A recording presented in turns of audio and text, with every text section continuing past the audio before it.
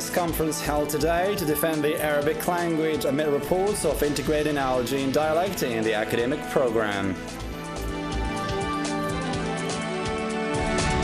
Car buyers infuriated over tax increase as they're forced to pay extra money to purchase a new vehicle. USM Algiers booked a place in the semi-finals of the CAF Champions League after securing a win over MC Al Alma.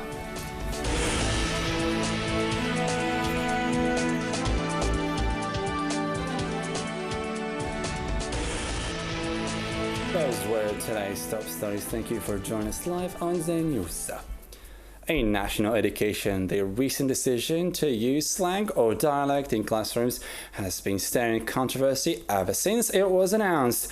In this regard, a press conference was organized today by defenders of the Arabic language that considered this decision as a long-lasting conspiracy to marginalize Arabic and replace it with French, the colonizers' language. Lamia Shoush sheds light on the report. In a time when National Education Minister Nouria Ben Ghabrit insists on teaching Arabic subjects using the Algerian slang, French language inspectors have firmly instructed French teachers across the country to exclusively use French when giving their lessons. This was the theme of the press conference held today in the headquarters of the Hiwar newspaper with the participation of Arabic teachers and professors. The press conference aimed at correcting the misconceptions about using slang and dialect while teaching instead of classical Arabic, which is considered by many a move to destroy the Arab unity and identity.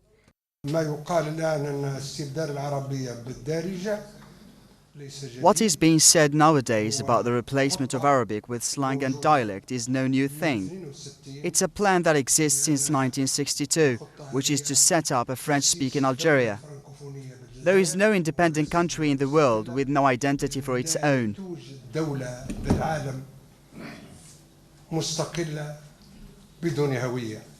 For his part, Dr. Abdelkader Fodil considered this suggestion a mere decision-maker's whim aimed at marginalizing the Arabic language because it is competing with the French language, as he put it.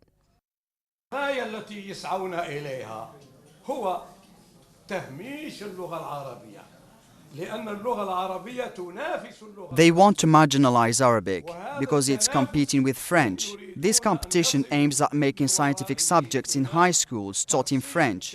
This is the plan. However, using slang or dialect cannot stand in the way of French when teaching scientific subjects.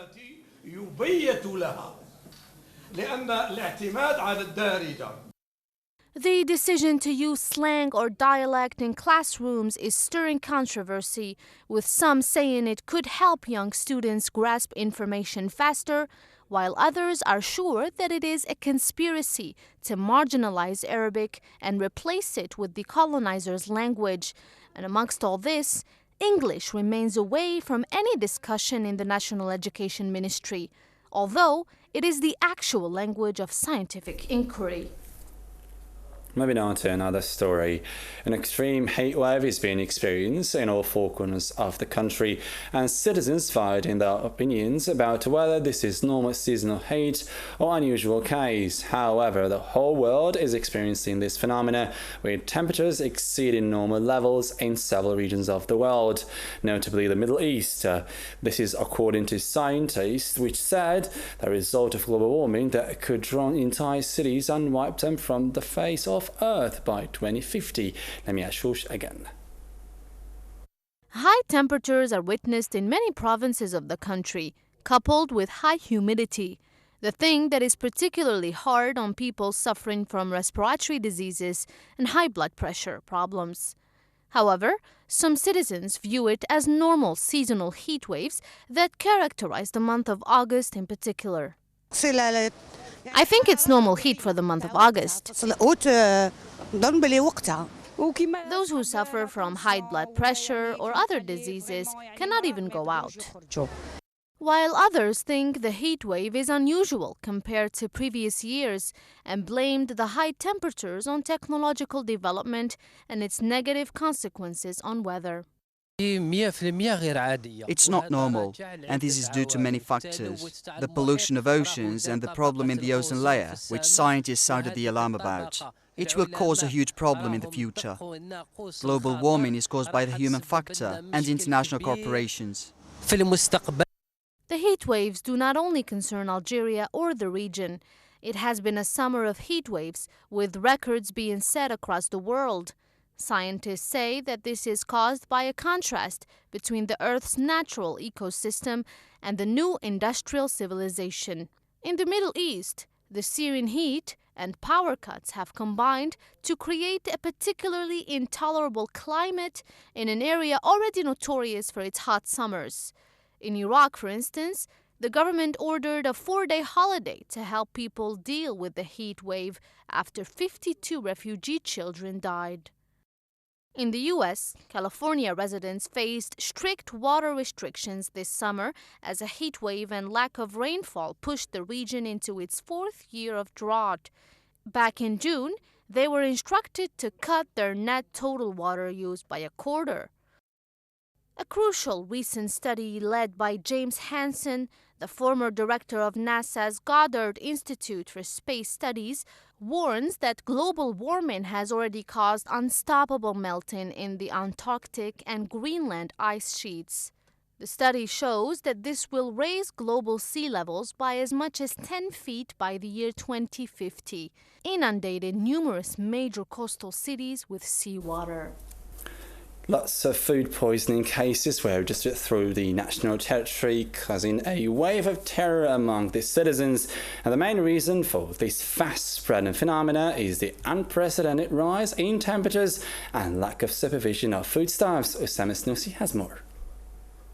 The ghost of food poisoning spoiled the summer vacations for lots of Algerian families due to the significant increase in temperature that the country saw in recent days, which led to the damage of groceries exposed to the sunshine and the repetitive power outage. With the kickoff of summer season, many cases of food poisoning were recorded, both individually and collectively. The start was in the east of Algeria, where 9 cases were recorded after consuming bad meat dough. 3 of them died affected by Ebola virus, and 4 others are under intensive care in the hospital of Batna since the month of Ramadan. In the central province of Jelfa, more than 100 people got food poisoning after consuming bad cakes they were offered in a party. We went to celebrate with our uncle and we got food poisoning. We're not sure if it's either water or cakes. Now we have more than 80 cases. Lots of weddings recorded food poisoning cases. After Jelfa, Syriana municipality in the eastern province of Batna recorded more than 100 cases after eating bad couscous. For its part, the province of Khanshla saw more than 60 people get food poisoning after consuming a traditional dish. The infected got transferred immediately to the university hospital of the province.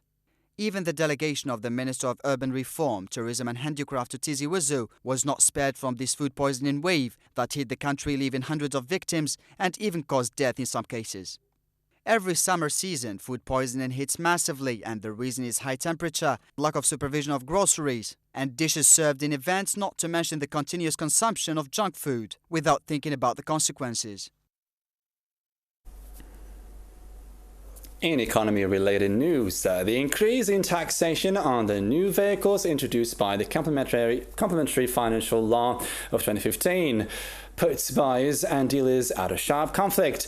Car dealers are asking buyers to pay sums ranging between 50,000 and 250,000 dinars, depending on the vehicle, despite the fact that some of them have paid the full price before the implementation of this law. More details with Karim Fazakri in the following report. The increase in taxation on new vehicles introduced by the Complementary Finance Act of 2015 puts buyers and dealers at a discord. Car dealers have sent letters to buyers asking them to pay sums ranging between 50,000 and 250,000 dinars, depending on the vehicle. The prices have rocketed. I couldn't buy. There is a difference of 100,000 to 15,000 dinars. Vehicles prices increase, so in the sparrow market they increase consequently. This increase is because of these car dealers. The government said it would limit them, but nothing happened. It's too expensive. It's beyond the limits. نرى أنه في هذا الأمر إجحاف لأنه هؤلاء الناس يعني The Welfare Association and Consumer Orientation, APOCE, denounces through the voice of its president, Mustafa Zabdi, the retroactivity of this act for vehicles ordered before the execution of the DTV. The APOCE says it's not normal to have to pay more than what the order states. This is unexpected and unjust, some proclaims. They do not have the means to add nearly 10% of the value of the vehicle. المالية التكميلي في 27 جويلية سوف يجد هؤلاء أنفسهم ملزمون بالدفع ضريبة إضافية. With the latest LFC, taxes have increased. Dealers affect the consumer when submitting the final invoice, which takes into account new taxes. Dealers are only intermediaries. As regards taxes, they are required to pay sums to the Treasury. In these conditions, the Ministry of Finance is the only side to set the record straight. An atmosphere of misunderstanding reigns in between dealers and buyers who are just waiting to retrieve their vehicles, especially that some of them have been expecting the recent release of their cars for several months. It is worth mentioning that those who paid the full price, dealers are required to deliver them their vehicles in 16 days, and this latter should not be affected by the increase in the tax on new vehicles. Moving on to another story, the Minister of Labour, Employment and Social Security, Mohamed Al-Ghazi, has tackled the vexed issue of the much requested renewal of vocational integration contracts and the public employment sectors, institutions and administrative bodies, stressing that the latter is undergoing considerable saturation due to several budgetary constraints. Mohamed Barazwan has the details. The Labour Minister said the number of those associated to vocational training sector integration exceeds 1 million young men and women who are now demanding permanent recruitment in their respective lines of work. In this context, Mr. Mohamed Al-Ghazi affirmed that this is unreasonable since the number of available work positions for the moment is insufficient due to several untoward factors. He added that a specific program should be worked out to absorb gradually this enormous labor force in accordance with the requirements and needs of employers of public bodies and institutions by giving priority notably to the duration in employment service, professional experience, etc. for each applicant's file. The minister said in a statement to local media outlets after winding up a working visit to Skikda province in eastern Algeria that the vocational training integration program is still limited in some proportion within public administrative sectors in several parts of the country. He stressed that many employers are showing clear willingness to take advantage of the know-how and skills of these hopeful young people through gradual recruitment. In tonight's news, we shed light on the coastal province of Boumediene, which is one of the favourite leisure destinations for Algerians and foreigners due to its marvellous and breathtaking views and its golden shores. But unfortunately, the lack of care and supervision, as well as the absence of infrastructures, forced holidaymakers to flock to other resorts. Oussama Snoussi has the details in the following report.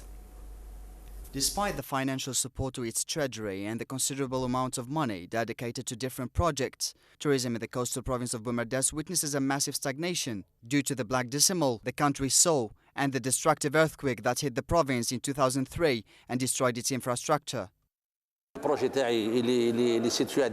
My project was in Dilis, which saw a bad security situation between 1993 and 2003. But in the meantime, things are going smoothly. The touristic infrastructure in the region is not in its best situation, despite lots of requests from private investors, and the number exceeded 300 files in the province's archives. Investment in tourism is so weak because lots of investors submitted their files to the Directorate of Industry and Mines, and those files haven't been studied until today, and we don't know why. In 80 kilometers of coast, we only have 4 touristic complexes. In a quest to revive the forgotten sector, which can be a resource for economic growth, the local authorities have set a special strategy to develop what is known as green tourism, especially that the province is not characterized by its shore, but also with the surrounding mountains and large vegetation cover.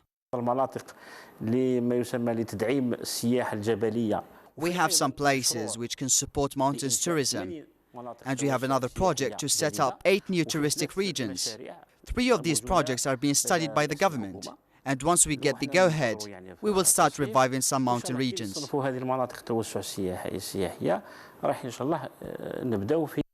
Exploiting the natural resources that characterize the province of Boumerdès would revive tourism in the region and give it a push to become one of the favorite leisure destinations for Algerians.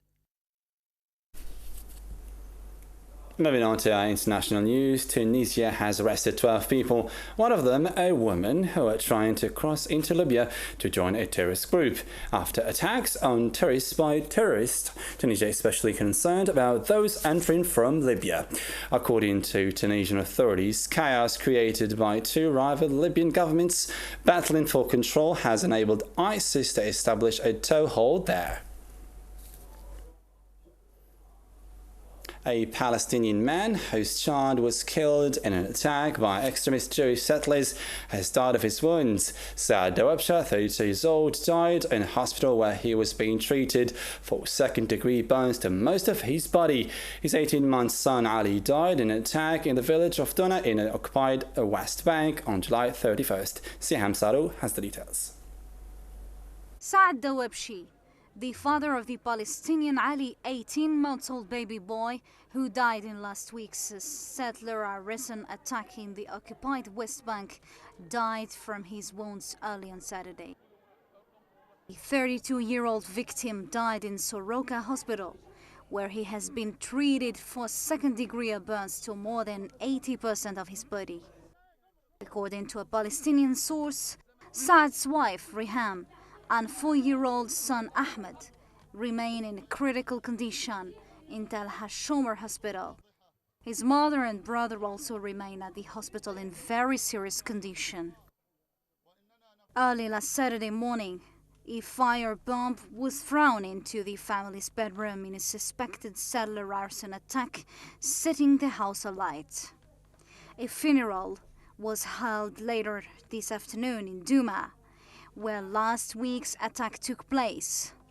The Palestine Liberation Organization has said it holds Israel's government fully responsible for the death of the 18-month-old baby and his father, and will lodge a complaint with the International Criminal Court. Still with our international news, several thousand people have demonstrated in Baghdad against rampant corruption and the abysmal electricity services that plague Iraq, calling for officials to be held to account. Iraq's top Shia cleric, Grand Ayatollah Ali Sistani, called earlier in the day for the Prime Minister Haider al-Abadi to take a tougher stand against corruption and shame those impending reform. Moving on to another story. Street art will take center stage at a new festival launching in Lower Manhattan, United States next week. The first ever Lowman Arts Festival will bring large-scale works by muralists Ron English, Bo Staten, Tats Crew, and others to several neighborhoods between the 23rd Street and the South Street seaports. Getting Faz Zachary has the details. A cement bust of America's most wanted whistleblower Edward Snowden, once famously confiscated by police, returned to public display in New York on Friday to kick off a street art festival. The 100-pound likeness stands proud on a plinth in Manhattan's tourist-clogged Little Italy neighborhood, to be guarded around the clock until the weekend Lowman Art Festival closes. Coming 4 months after it hit the headlines for being erected on a war memorial without permission, organizers hope it'll put the small art festival on the map. The bust takes up pride of place on empty ground nicknamed Tempertot Lot for 2 towering depictions of angry toddlers by artist Ron English. All they want to do is show off the Snowden bust and create a discussion. Whether you agree or disagree, that really doesn't matter. What really matters is being able to talk about it and discuss those ideas. Rising rents have forced out many artists and musicians, and it has become trendy to dismiss Manhattan as a mecca to cooperate money-making, where the subculture scene is on the skids. The festival is set up to relive the glory days of street art, which in the 70s and 80s cemented New York's status as world capital of subculture and coolest place on the planet. This festival means a lot because, the whole street art movement, which is a global movement, started in New York City, and then it sort of left New York City behind. So, between this and the Coney Island project, this is the big summer of the return of street art to New York City. Organizers hope that up to 60,000 people will visit the 21-odd pieces of art on display around the area, film events and children's activities. The first ever Lowman Arts Festival brings large-scale original works by muralist Ron English, Ball Staton, Tats Crew, and others to several neighborhoods between 23rd Street and the South Street Seaport. Well, I think the thing that made New York great was the artist, and I think it's really sad if the artists get pushed out, but that is something that happens. But the thing that makes all the wealthy people want to be here is the art and the culture, and if you squeeze that out, then they're going to leave too. So you kind of shoot yourself in the foot by pushing out the artist. Things have changed a lot over the last 10, 15 years. Rents have gone up. A lot of the artists, the musicians and comedians who used to live down here can no longer live down here. They've all been kind of pushed out. That's very sad, but that's the nature of New York. It's an organic place. But that doesn't mean we can't take a moment to pause one time a year to celebrate all those special things that made downtown this unique place. Though the events of the festival will only last a few days, the resulting artwork will leave a permanent and extremely positive mark on downtown Manhattan's neighborhoods. And finally, a word about sports now. USMLG booked a place in the semi-finals of the CAF Champions League after securing a 1-0 win away to AMSI Al-Alma in a game played on Friday night at the Stade Masoud Zoghar. USMLGs were in need of a win to assure a place in the semi-finals of Africa's premier competition for the first time since 2003, and they did so, continuing the perfect start to the tournament. The only goal of the game came via Mohamed Rabi' Miftah's header, which slammed against Mokrani's net, heaping more misery on the home side.